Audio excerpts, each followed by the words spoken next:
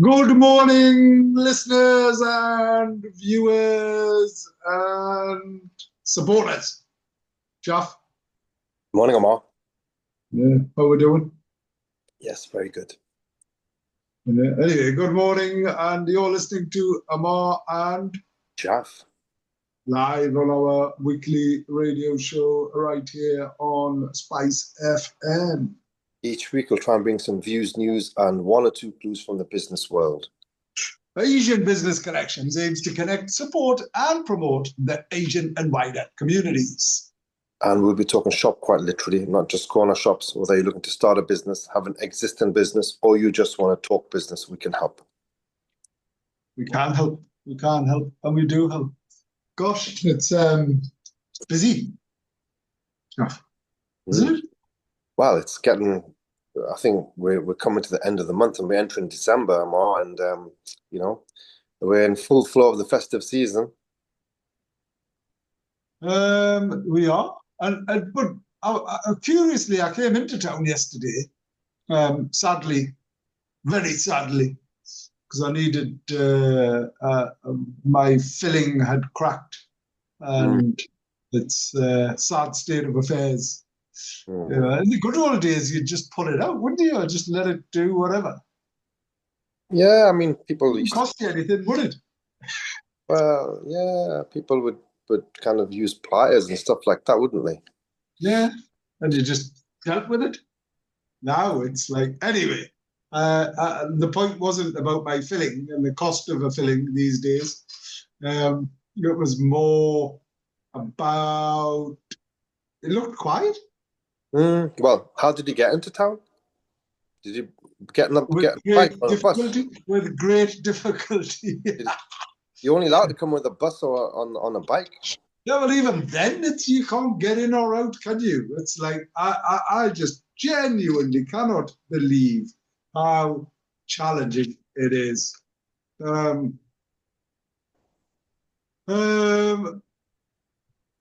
mean, the issue is, Ammar, obviously, the city centre should be the most. It should have the greatest appeal of any city. Everyone from the suburbs, and they should all want to have reasons to come into the city centre because that's where all the action is, or supposed to be.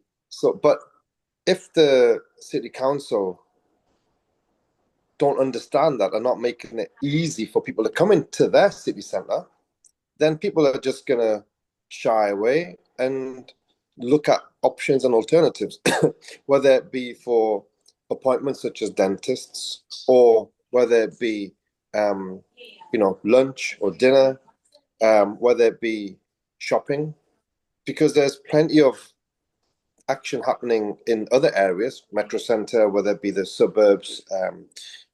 Heating is really, really on the up in terms of food, and so everything is. I noticed. I seen that, and actually, I was down at Teesside, and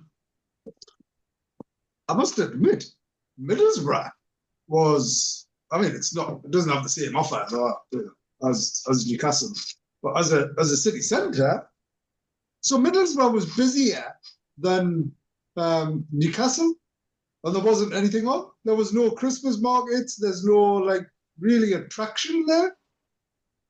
Yeah, I mean, you can have all the attractions in the world, but if you can't get to that attraction, or it's too difficult and inconvenient for people to get to that attraction, they're just going to shy away from it. Because if you imagine these days, Ammar, you want to come into the Christmas market, but then you can't find parking. It takes too long to get in. You're just going to think that, well, it's actually not worth the hassle. Yeah. And that's the sad predicament of the city centre. And imagine trying to do business in the city centre under those circumstances. It's so difficult. Yeah, it is. I agree. And it just seems to be a bit of a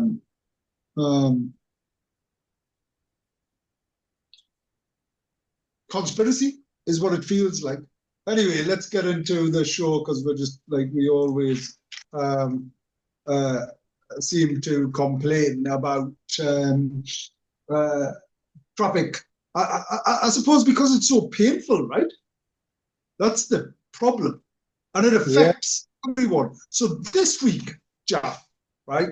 Here's the thing. You can't get in and out of the city centre in your car. You've got nowhere to park other than St. James's Park. Yeah. Right?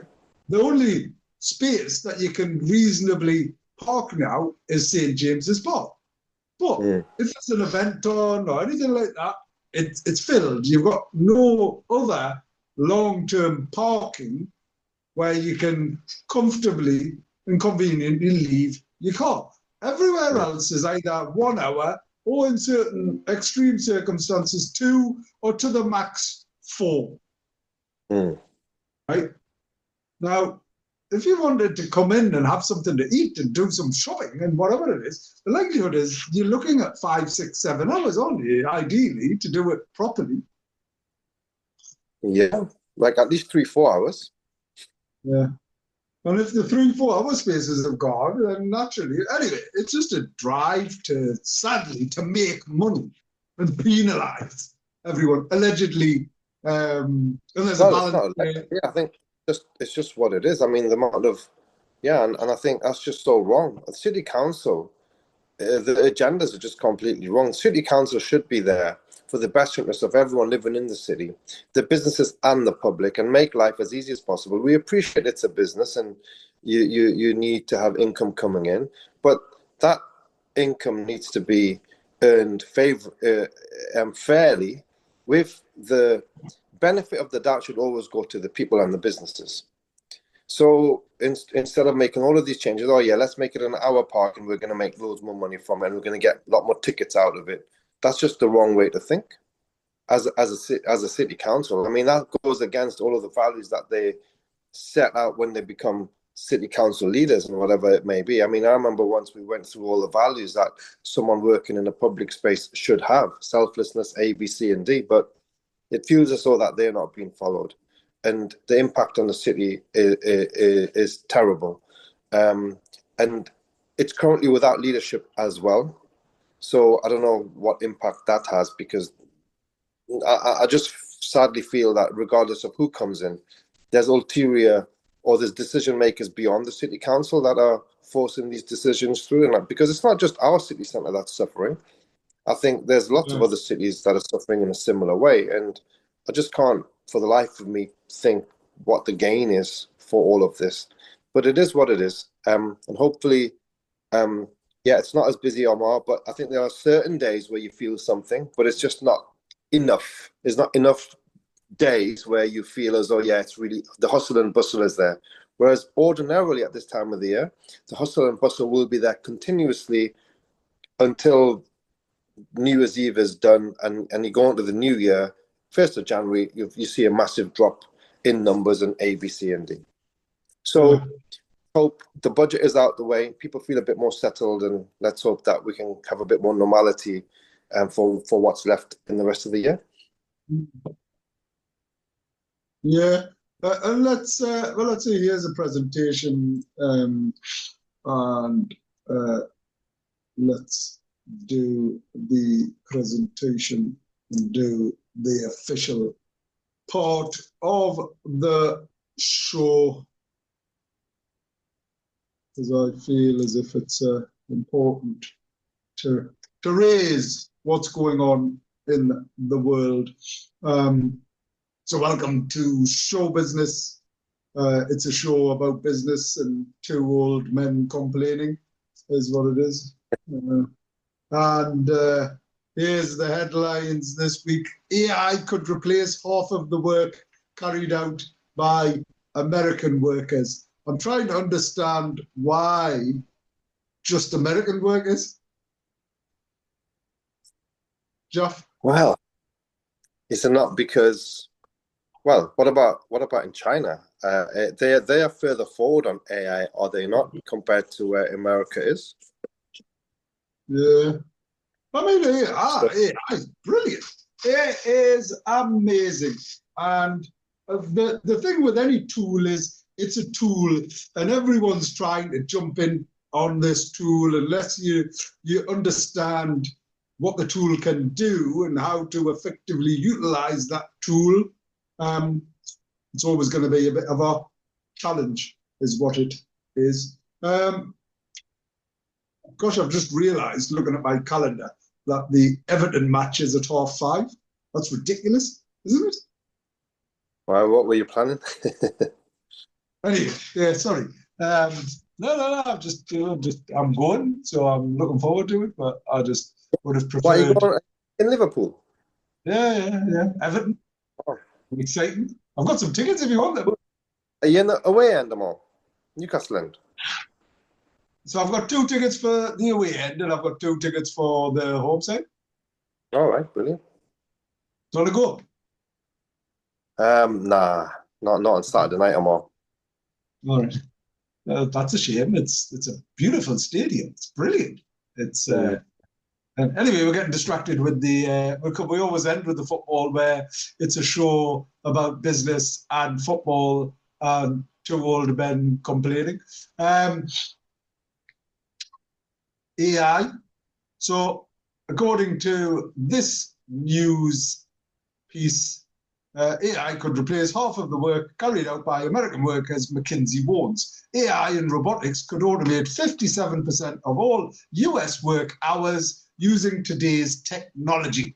McKinsey warns with jobs involving drafting, data processing, and routine reasoning among the most exposed, alongside hazardous physical roles increasingly suited to robotics. In contrast, roles requiring empathy, dexterity, and human judgment, such as nursing, social care, and maintenance, remain far harder to automate. The report argues that the biggest barrier to large-scale adoption is not technology, but organizational willingness to redesign workflows, with potential gains of 2.9 trillion by 2030. Rather than a full replacement, McKinsey predicts a shift towards human-AI collaboration, the emergence of new specialist roles, and greater risk for early career workers, already seeing employment declines in AI-intensive sectors. I feel as if there's actually a real opportunity here. And there was this term, silver surfers.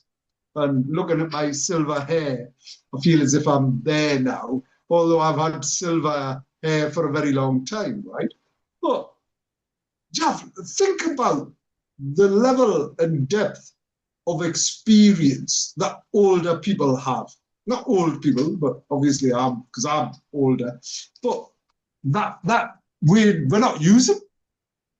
The Because wise. nothing compares to. Sorry, I'm just turning off heaters because it's getting incredibly warm in here. Nothing compares to wisdom, lived experience, does it? Absolutely, and I think that was the beauty of life, wasn't it? Wisdom getting passed on from one generation to the other, and that values getting passed on. And I feel that we had this discussion actually just a couple of days, actually just yesterday, because the grounding that the next generation, it was given by the generation before. Whereas I feel the generation of today, the grounding isn't so much influenced by the parents and the wisdom passed on by the parents, because they're more influenced by external factors, social media and A, B, C, and D. And I think that's having a massive impact on how kind of Gen Z, their mentality and their behaviors. And I just feel like it's not substantive when real wisdom is getting passed on from generation to the next generation. It doesn't have they don't have as much the depth of soul. I think it gets lost.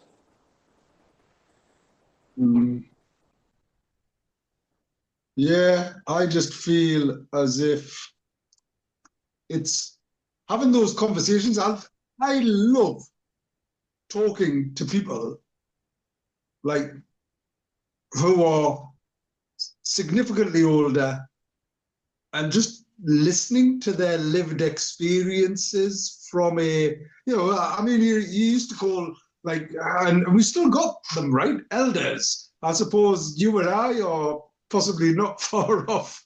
Well, speak for yourself. But anyway, it's like being the elders, isn't it? Is it like, that Well, wise old person? you know what I've noticed, right? I used to feel that, when you talk to individuals, you could, to a certain extent, be able to maybe influence and inspire. But I just feel that I'm not able to do that as much. And I'm wondering if Why? Why? if the younger generation, they just can't connect with the things that we talk about and the things that we believe in. Yeah. And I'm trying to still push through old-fashioned values, honesty, integrity, kindness, loyalty.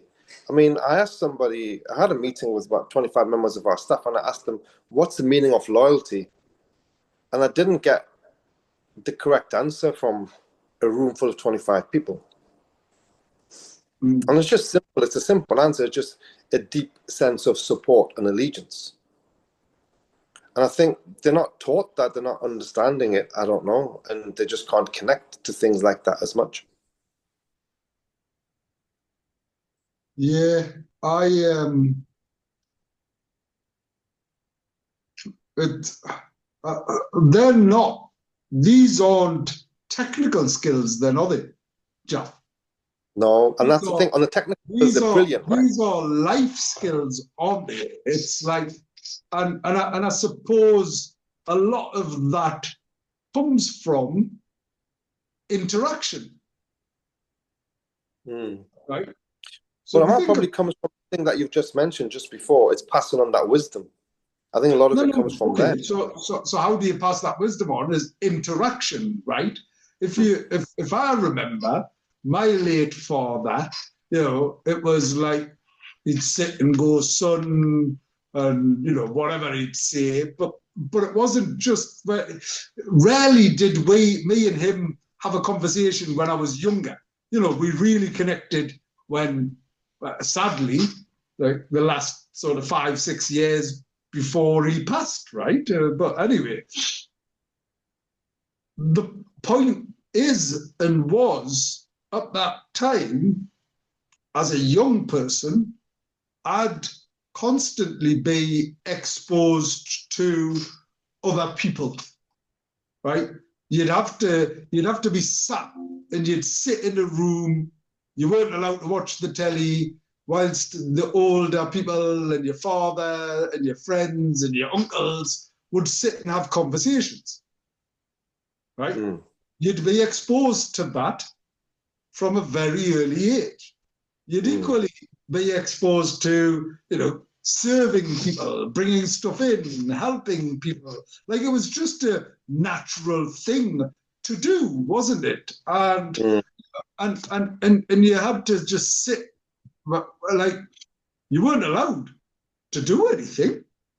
So you sat there and you had a choice. You either sat and daydreamed, and then, your father or whoever it was go say, what you doing? And you'd go, and they would go, well, you're not listening, or whatever it was. Or, you listened. So you were exposed to people. And the biggest challenge affecting young people is quite simply interaction. And if you think about it, we as adults are equally, if not more so, guilty of impacting that interaction, because it's far easier to give a young person a device to entertain themselves than to entertain them. Right? And the first thing that you reach for is that. You get up in the morning, what's the first thing you do? Like, seriously, what's the first thing you do, Jeff? Yeah, Ammar, but well, there's a slight change in me more recently because I realized that I shouldn't be doing it. So I do pick it up, have a look if there's any important messages, and then I just leave it because I just don't want to be hooked on that phone. Jeff, all I'm saying is It doesn't matter what your then subsequent Well, attitude yeah, and of course. No, you, you're correct. 100% you're right? correct. Right? And Yeah. what's the last thing that anybody does? What's Yeah. the last thing anybody does? Right? Well, yeah, of course. You say bye-bye to your phone, don't you? Right? It's like, so your relationship and your interaction and everything you do is with your device. Yeah. And now I've got, I'm in so many relationships with so many GBTs now. I'm loving it Mm.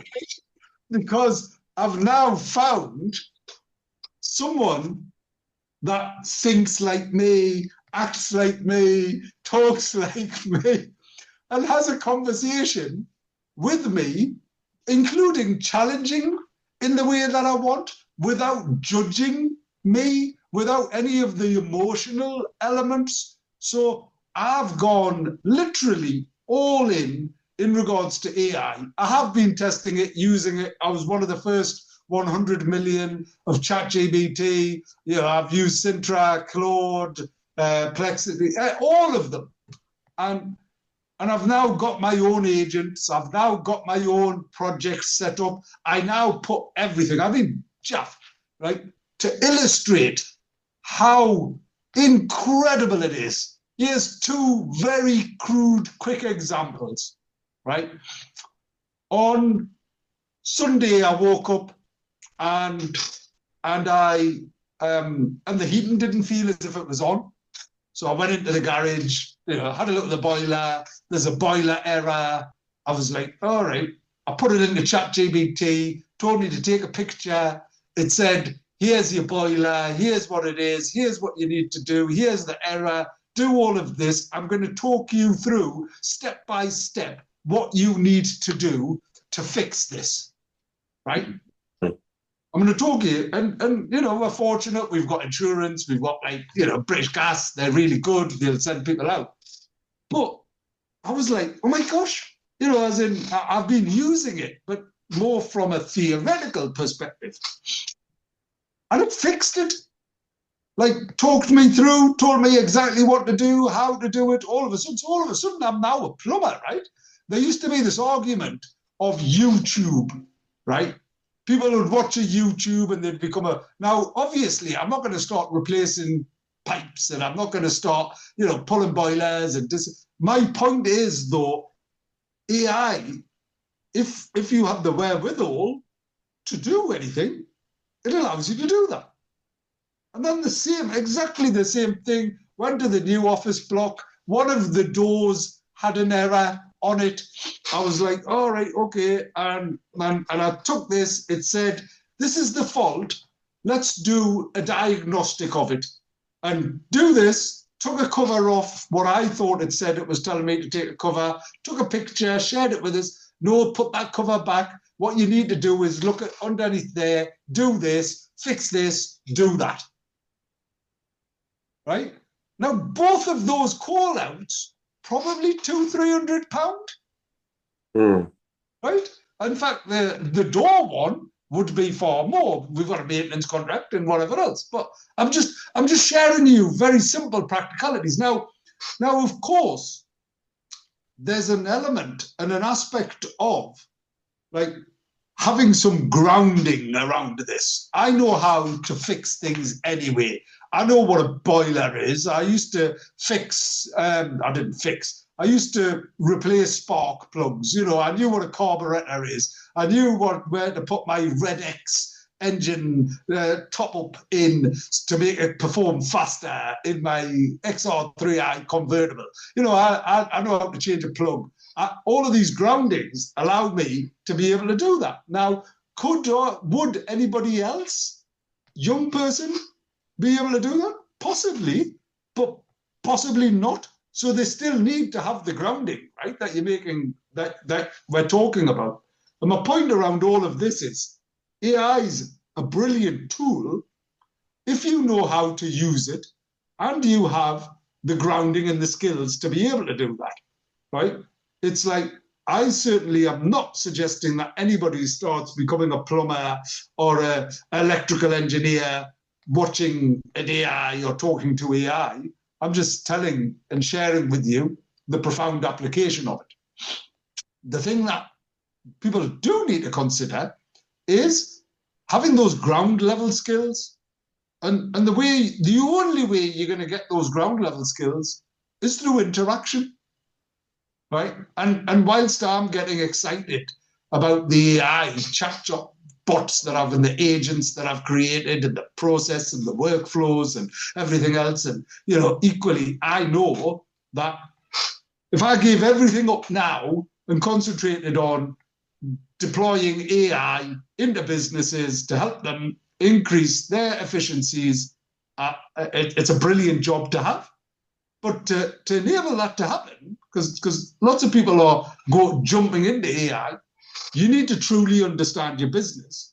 And to truly understand your business, you need to have understood it from the ground up. You need to have a Jalf, right, is what you need to do. And you need to be able to interrogate each and every person within the business. And that person needs to follow the same principles and the values, which is what you're talking about, isn't it? It's the values. It's like bringing people in. Honestly, we've brought people in, and it's one of the hardest things to do is to educate people with life skills, like just the basics, turn up on time, actually think about other people that you work with, rather than thinking about what you're doing in the evening or running away, think about the effort that you're putting into your job, think about the fact that you're getting paid to do a job, think about, the fact that somebody is worrying about having to pay you, all of these type of things, because it doesn't matter where or who it is, someone somewhere's paying you, aren't they? Absolutely. And I mean, there's so many great points, Ammar, that you're making. And I think it's all about striking that balance of utilizing technology, but then trying to have some of those core values within the organization, because I think that is the fundamental basis of any good organization.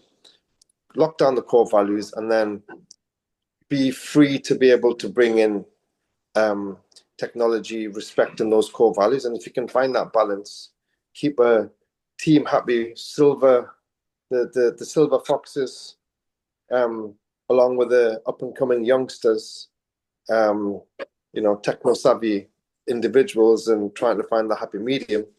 I think that's the challenge. Yeah, it is. So I've just looked at the budget.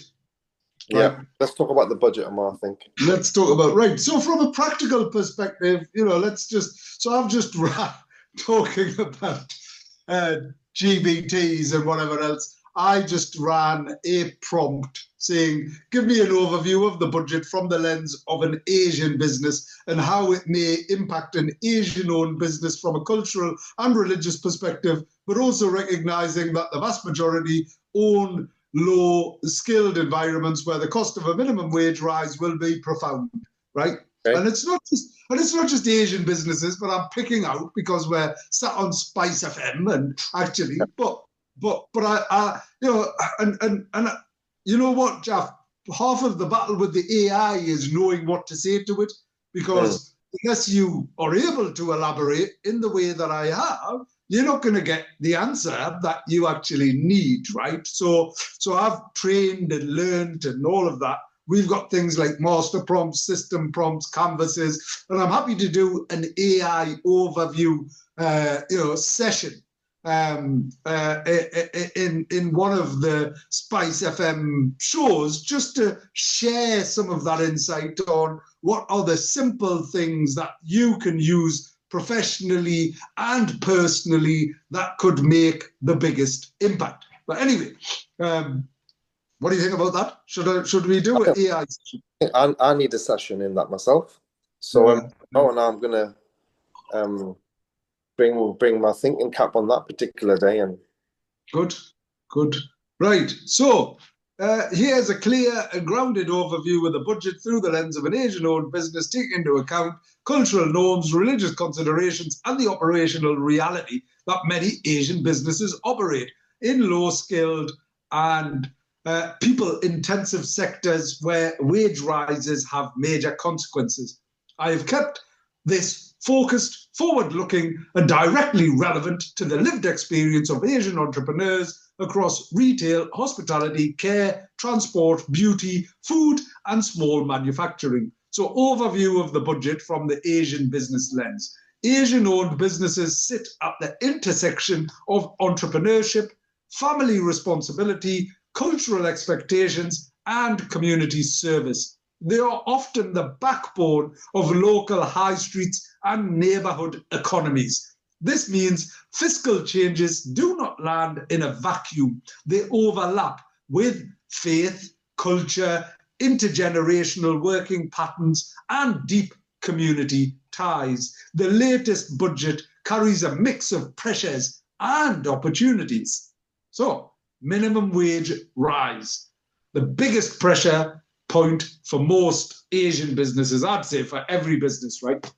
Many Asian-owned businesses operate in labor-intensive sectors where wages make up a very high percentage of operating costs. These include takeaways, restaurants, convenience stores, taxis, logistics, care services, retail, personal care and grooming, small workshops, and manufacturers.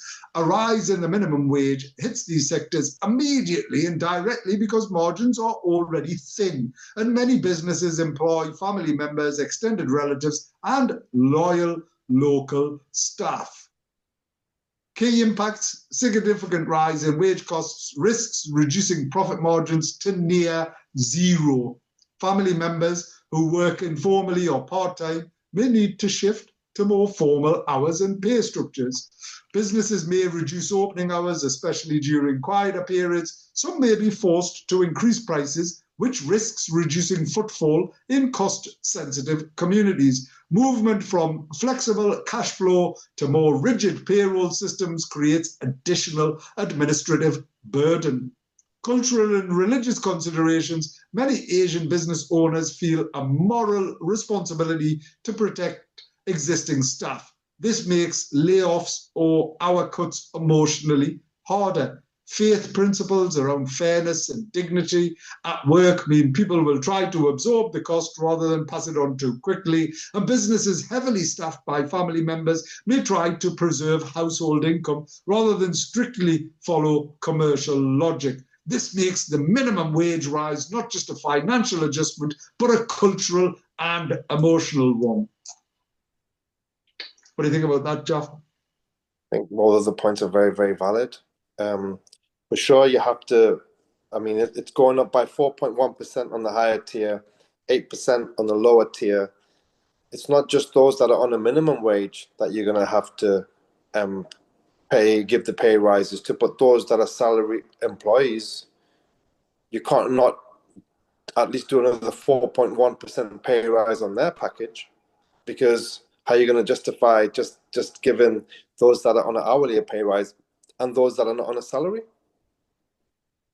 So you've got that to deal with as well. So effectively, 100% of your workforce, you're going to have to give that minimum for 4.1% increase. And the impact of that is? Well, the impact of that is you're going to have to put your prices up to at least by 10% to cover that 4.1% net increase. And even that 10% pay rise gross is not going to cover that 4.1% net, if that makes sense.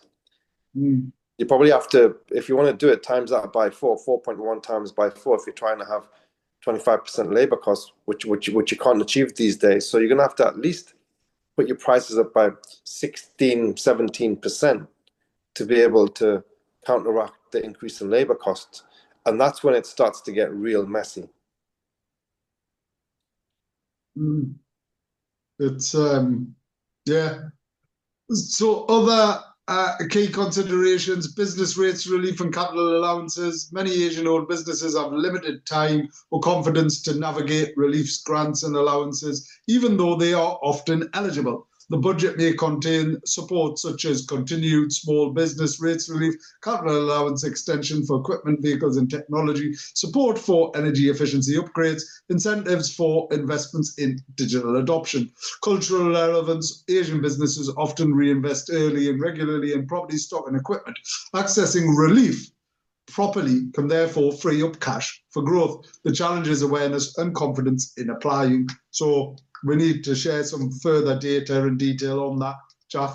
I think we're actually, on behalf of the Combined Authority, undertaking a bit of a survey to understand what businesses need from a support perspective. So we'll be reaching out to in the region of 100 odd businesses. We've already got a lot of data and detail, and from that, we're going to be able to help inform the framework of what support's required. And some of that will just be advisory, as in someone saying, are you accessing the right support? Are you accessing the right reliefs? Are you got grants? Are you doing all of those type of things? And how might you reduce your costs and increase your profit margin? VAT threshold adjustments if the budget increases. Well, the budget hasn't, has it? What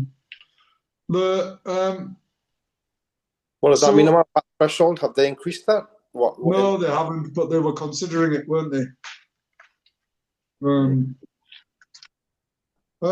So coming back to the broader generic headlines that are impacting everyone in regards to the budget, let me just very briefly share this again and talk through this. So the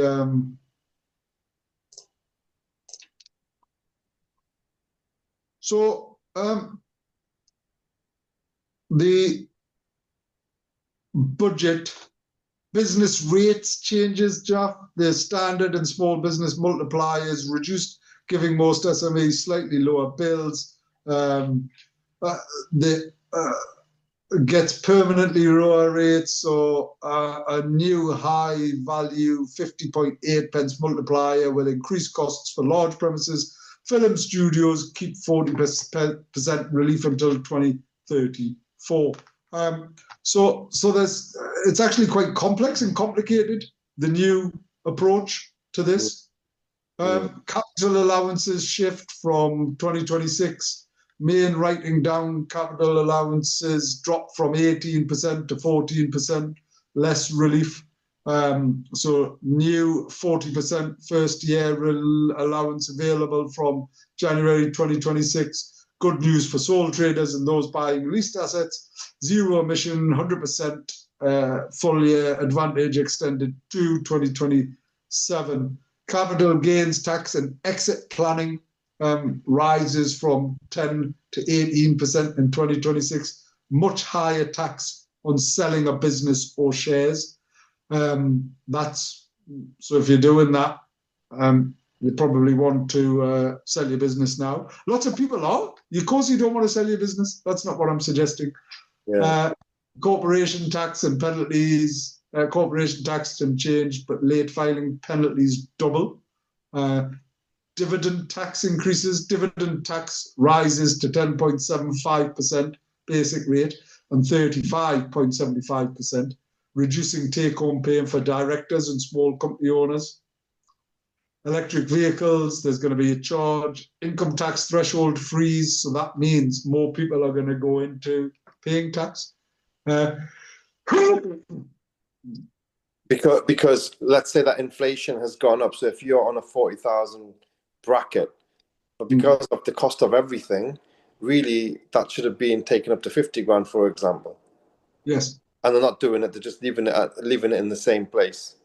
Well, because look, the likelihood is, look at minimum wage. Yeah. So you've increased the minimum wage. Yeah. Which adds a burden to the employer. Yeah. But you haven't changed the tax threshold. Yeah. Which then subsequently means that you are likely to have to pay more tax. Yeah. So not only are you getting businesses to pay people more, you're then taxing people more. Yeah. So it's a bit of a stealth type of movement, Yeah. which means that in reality, people aren't as well off as they would have been had income tax thresholds increased. Yeah. So at the minute, in line with the increases of the minimum wage levels, the percentages. it's not just minimum wage, in line with inflation, Yeah. in line with pretty much, if everything else is costing more, you're going to then have to pay employees more. I know we tend to talk a lot about minimum wage, but actually, we pay, there's people, that you're paying 40, 50, 60, 70, 80,000 pound to in businesses. And even like, there's this mad situation where if one person in the household earns £100,000, right, versus two people getting paid £50,000 each, right, the difference is something like £15,000 to £20,000 better off if you two people getting paid 50k. It's ridiculous, and it's the same with the tax banding and the jump from one to the other. And one of the biggest arguments for people like doctors and those professions where they have devoted their life to learning, right? It takes anything 7-8 years to be a fully qualified doctor, Jeff. Yeah. As in, like, if you think about, you've got like 4 or 5 years medical, you've then got to go locum, intern, all of those things, 7-8 years. Yeah. So actually, and then if you're a doctor and you've been practicing for 10 years or whatever it is, right, at a point in time, you will then get to a stage whereby you should be getting paid appropriately for that profession because of how much investment, how much time you've put into studying, and all of that. I think that's fit and proper. But a lot of doctors stopped working extra hours because when it came down to it, Jaff, they were working for 11 or 12 pence an hour. It's just crazy. Like, it's absolutely outrageous. By the time they took their taxes and pensions and all of that off, it actually didn't make any sense for them to do any extra hours. Yeah. And then I mean, it's it's just crazy, isn't it? Yeah, I think I mean, surely they can put their heads together and come up with a simpler system. Just make it 10% all round for everybody, and that's it. Or 5% for everybody, and that's it. It's finished. Instead of having all of these complex, I mean, wouldn't that, imagine that? How much people go out and spend more, how much more vibrant the economy would be, how much more income it would just generate overall. You need to have a booming economy, and that's the word. Instead of, I mean, it's supposed to be, they try and make it out as though, it's the free world. It's not the free world. It's the most regulated world ever. It's probably the most regulated governance of business that there's ever been in history, and in the European Union. So how can you call it free? It's not free. We're regulated to the hilt. I mean, if you want to talk about free, I think people in the Middle East, in Dubai and other places, I think they are more free than what we are by a million miles over, because their income is their income. And how are countries surviving and thriving where such low level of taxation? Probably because everyone's going out and spending that money that they're earning. So I think there needs to be some kind of a change to get us out of doom and gloom. And unfortunately, I really don't feel that this budget has done anything to. I've not heard anyone yet, Ammar, that feel positive that, oh yeah, brilliant. The budget's going to transform our businesses for the better, and we can look forward to the next 3 years, and there's going to be growth and progress and development. That's not the case, unfortunately, and I think there's going to be even more pressure on the businesses than what there was previously. Mm. So we're just going to have.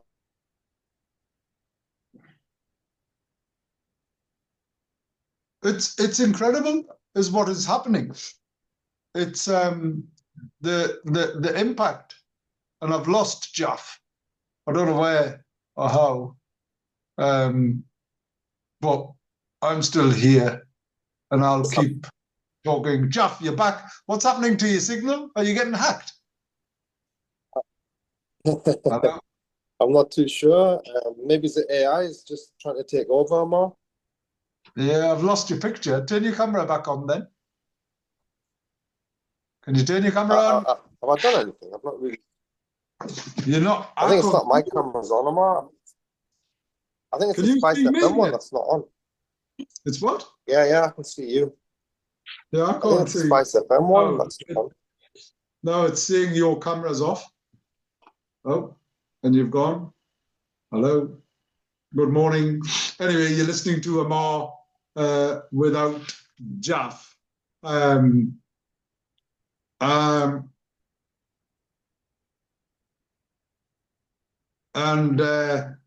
each week, Jalf's back.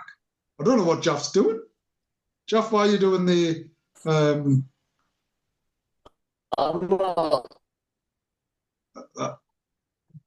It sounds like Jalf's being taken over, is what it sounds like. I'm hoping that he's not. We need Jalf. He's back. There we are. Yes. Jalf, are you there? The signal at your side seems incredibly bad. I'm here. Let me have a look if I can maybe put on the Wi-Fi possibly. Yeah. Anyway, wait. I'll keep talking. We'll try that. Yeah, done that. And there we go. And just talking about that element, Jalf, because I was thinking about security, right? And if you look at this drive to digital, and forcing everybody to be digital and on digital and all of that, it has a huge impact on security, doesn't it? And the ability to actually shop in a safe, secure environment. Now, it's Black Friday today, and from my perspective, I was thinking about one thing that provides a secure opportunity is physical retail, doesn't it? You know, so as in if you're going into a shop, you know you're going to buy something, you're going to get it. Yeah. And you can take it away with you. And I almost feel as if that there's a real unique opportunity for retail to say that. Well, Ammar, what is just on that point then, what is the perception of that though? I mean, I'm still old school where I prefer to go in to the shop, but then you also, you know, there's more and more leaning towards buying online, and you know, your whatever you're purchasing, clothes or whatever it may be, everything is done online. But do you think there'll ever be a resurgence where people are going into the retail stores more so? Well, not when there's a conspiracy to get into town, right? But, yeah. And Ammar, do you think that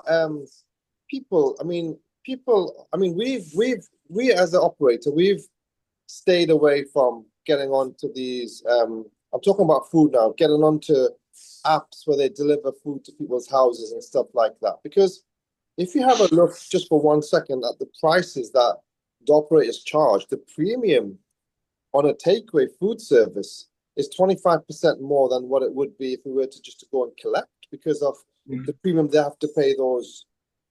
Well, it's between 20 and 25%. I've done some analysis of this. I've done some analysis of this on the other day, and you know, when you look at the impact on retail, hospitality in particular, because Uber now delivers, and there's various others as well. And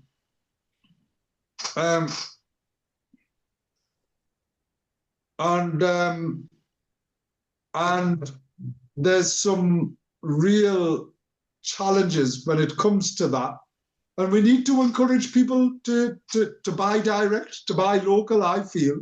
But people are just interested in convenience, aren't they? I think there's that convenience. And I think with that convenience, they're not worried about the extra cost that they are actually paying for that convenience. And 25% is a huge sum of money. They're just lazy. People are just lazy, like, including me. Sorry, I'm just talking about myself as well. Challenge Annika. Yeah, but Ammar, and you feel at no point society is worried about, oh well, I need to save that 25%. Just I'm paying 25% extra for the convenience. People. Well, actually, you're not allowed to say that. You're not allowed to say that. Is what you're not allowed to do. And I don't know if you're going to drop now because you're not connected to the Wi-Fi anymore, are you? Hold on. As part of the chat. Right. I don't think you're allowed to say that you charge a premium. What you are able to do is add a delivery type charge on it. Well, obviously, the operator is not going to come out and say that I'm passing on the premium I get charged by this particular app onto the customer. They're never going to say that. But I think everyone should know that that is the case. Absolutely. I agree. And that is part of the challenge. Anyway, we're coming up to the end of the show. I think, for me, I think there will be a resurgence of a certain shopper type.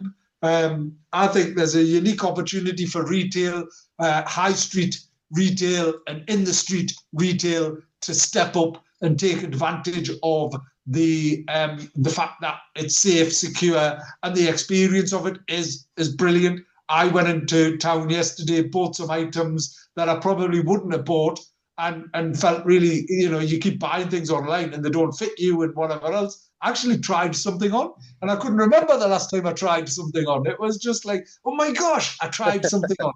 It was brilliant. And I realized that I'd been buying incorrectly until I'd done that, right? So big up the high street, get into town and shop and eat. And we'll be back next week. On the hour.